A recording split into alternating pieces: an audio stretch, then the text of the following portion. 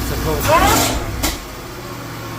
Alright, so today we have a new project on the insistence of my 13-year-old son. Here he is. Now you tell me what you want to do. Alright, so today we're going to be installing a cold air intake on the Jaguar.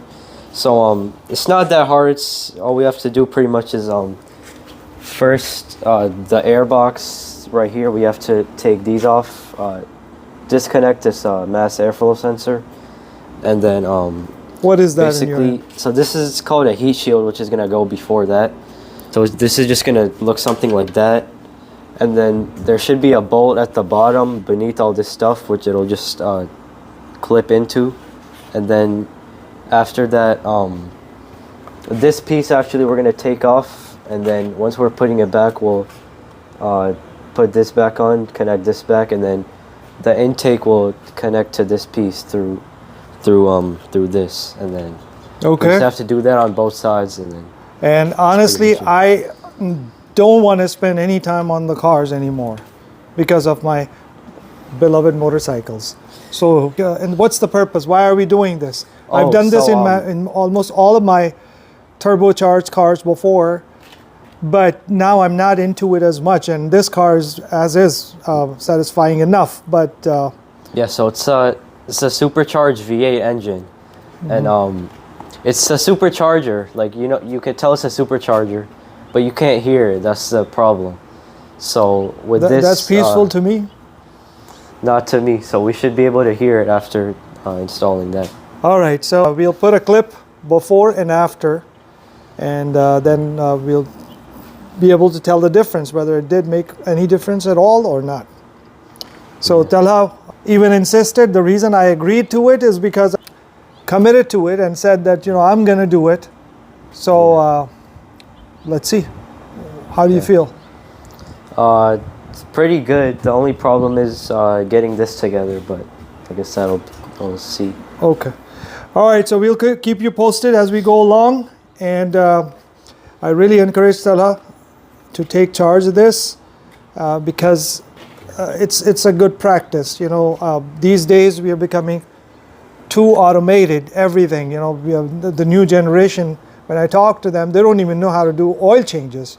And even though most of the cars are under warranty, that's a blessing. But a lot of times when you are stuck with an older car, then you're dependent on mechanics for every little thing. So these little things, if you can know exactly what's where in the car, and some of the jobs that you can do at home, do it yourself, then it'll go a long way if the car is out of warranty. All right, then keep you posted. So we took a little break. So far, what have you done? So far, this is the heat shield right here that I sort of put together. So you just have to take a few nuts and screws, put them on this side, and then attach a washer and the screw to this, and then just sort of it just holds like that, and then it's gonna attach to the bolt that's beneath all of that. Okay. And then same with the other one, and then okay. Yeah, the rest you guys will see. Okay, good job. Right here, this is this tray right here. This bottom tray is what needs to come out in order for us to get access to take this off. So there's push pins that are sort of holding it in place that we're trying to get off.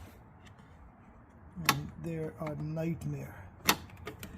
So even in the video, he said it took him 15 minutes just to get those off. Yeah, because they're very, very strange kind. I mean, generally this is the tool that you just put it in and pry it and it'll come out. In this case, I don't know. And these are so delicate that you don't want to really mess with them with strength. So now there's this bolt right here that we're trying to loosen. Now after taking out the tray. Yeah, after taking out the tray. Now once we loosen this bolt, this whole airbox should just be free. And then we just have to untighten these screws for the cover to come off. But untightening this bolt, what it'll do is the airbox will basically just be now you can do it with the hand. You don't need to use the tool. Just make sure you don't drop it. This right here is the mass airflow sensor, this gray thing you see right here. Right here. It's a pretty important part. It's basically the whole sensor that detects the airflow. The lock is in the video they took the box out first, and then once this became yeah, maybe we can do that. Good idea. All right, so we finally took the airbox out, and I kid you not, I've done like 15 to 20 cars in my whole car experience where I've modified some sort of air intake or airbox. This is the worst of the worst design. I'm just surprised that whoever designed this side of the airbox. That side seems to be a little easier. We'll find out. But ridiculous amount that even if you had to, and what I did just now, except taking out the base of the airbox, everything else you would need to do in order to just change the air filter. But anyway, now we got it out, so we'll see. Mass airflow sensor required the lock that is supposed to make it easy for you to take such connectors out. It required me to use the needle nose, and obviously, thank God it didn't damage anything, but accessibility to the design, there are 7 screws that you can't even reach. I had to use a flex extension, a 12-inch flex extension, in order to comfortably take out the screws on this side because there was just simply no gap over here. Okay, so this side is now, after quite a bit of fiddling around, it's installed. This is the heat shield right here that's in the middle, that basically like, you know, it's a heat shield. And then this is the portion we have to take off that we now put back in, that connects the sensor, and then it's held by a clamp right here. And then this is also, the intake itself is held by a clamp right here, and that's how it looks. Now we're doing this side, which is pretty much the same thing. Yeah, and I'm just trying to do it because there are some tedious spaces, lack of spaces. Tala knew exactly what to do. However, obviously he does not have experience with tools, and Jaguar just made it so difficult. So now what I'm doing, this is what I was showing in the first one, that what I'm doing right now, even to change an air filter, you have to do this. There are 7 screws that you're gonna do, and then on this side, like, there's literally no gap, and it's, you have to just fiddle around. That's it. Yeah. So, all right. Now one somewhat worrisome part was this thing right here. This is the coolant box, I'm pretty sure. Yeah. A bit came out from here, and we're just hoping. Yeah, because we had to move around so much, and I was just worried that I don't break that clip. Luckily, it didn't, so hopefully it'll be fine. The gist is that it's a simple job. I mean, how difficult an airbox mod should be. But just because of the poor design, no space, and understand that it's a V8, but there are certain components that could have been placed better. And there's still some room here and there. It's just the size of the items, as well as some of the placements, are just they're just like this airbox. Why did they have to put screws at the bottom? If the space is tight, just have the clamps or clips just like normal cars, and you just unclip it, take it out, change the filter, and you're done. So these are some of the things that just again, that's why Toyota or Lexus and some of the consumer brands that are well-known regular brands do the best. I think it's just a way to make additional money from wherever they can, so that nobody wants to touch these cars because they are scared and they don't know specifically, so they want everything to come to the dealer. You go to the dealer just to change the air filter, they're gonna charge you, I don't know what, $150, $200 labor. So that's ridiculous. Finally, we are taking this out, but this is so annoying. Oh my God, I've dumped the whole dust over there. Okay, see, so now,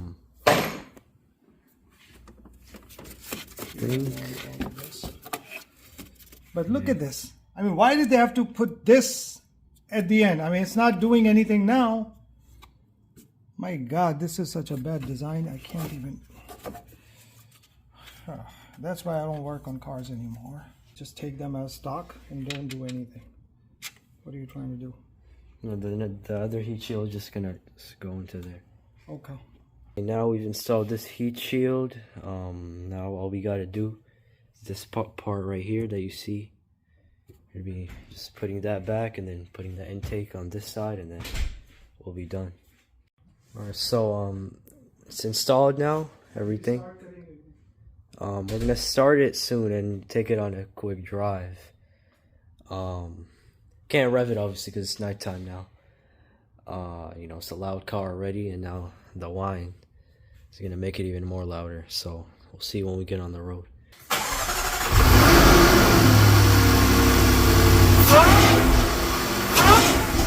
So that's supposed to... Okay, so it's the first test drive. Not only can we hear the whine, we can now hear even more crackles and pops from the exhaust. Alright, let's do this.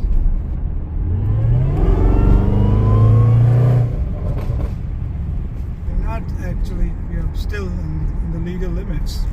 Yeah, we have the windows open too right now. Yeah, so there it is a significant difference with this little mod. I think this is an open road a little bit.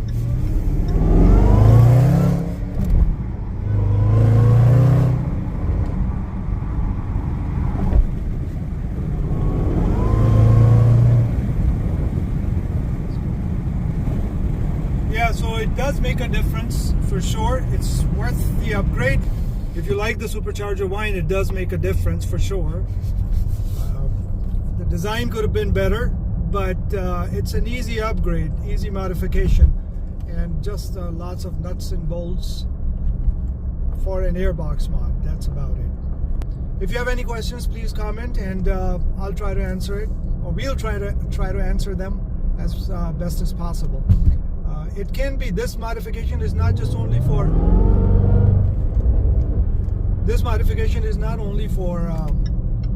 the SVR, which this is, Jaguar Fpace SVR, but also the Jaguar Fpace S. I don't know the 4-cylinder ones, if they have the 2 intake system.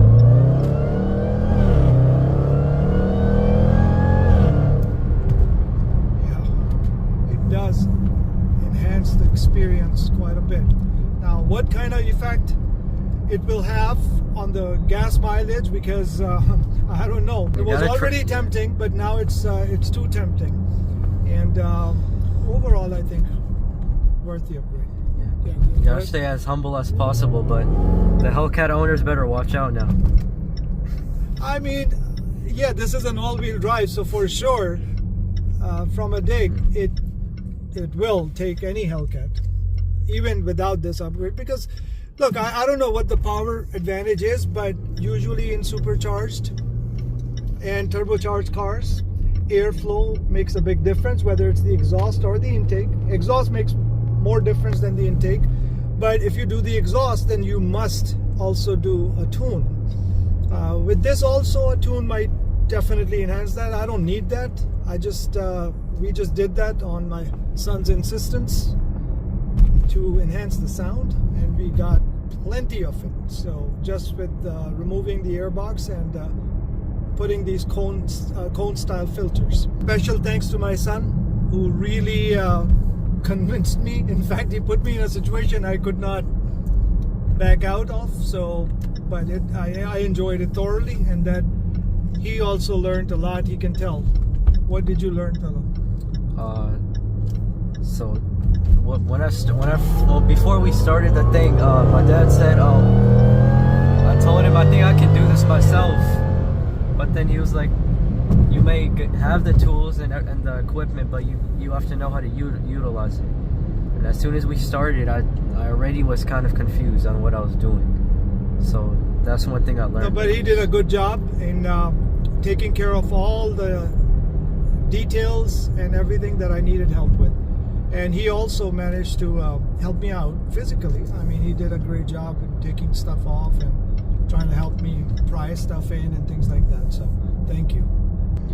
Hopefully you liked the video. If you did, please like, share, subscribe, and don't forget to press the bell icon, as well as if you have any questions, please comment so I can definitely answer and share more pictures or information that is needed. Thank you very much. Have a good one.